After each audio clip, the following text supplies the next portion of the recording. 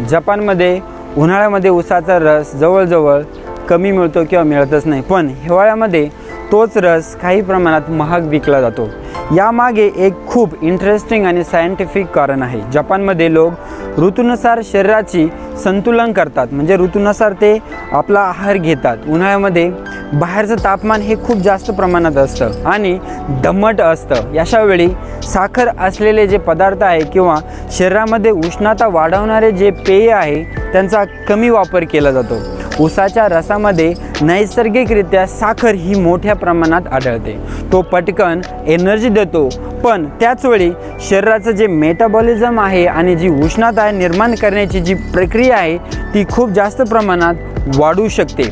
गरम हवामानात हे जास्त झालं तर थकवा येऊ शकतो, आपल्या शरीरामध्ये डिहायड्रेशन होऊ शकतं आणि पचनाचे काही त्रास होऊ शकतात। मग हिवाळ्यामध्ये परिस्थिती ही उलटी असते।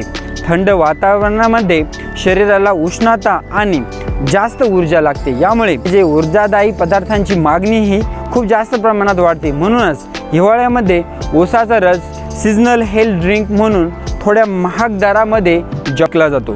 ज्या गोष्ट म्हणजे ते जे अन्न घेतात, ते जे खातात, ते काय खायचं यापेक्षा ते कधी खायचं याला जास्त महत्त्व देतात। त्यामुळे इतर लोकांपेक्षा जपानी लोकांची जी हेल्थ आहे ती खूप चांगली आहे, म्हणूनच त्यांची लाईफस्टाईल इतकी शिस्तबद्ध आणि हेल्दी मानली जाते संपूर्ण जगामध्ये।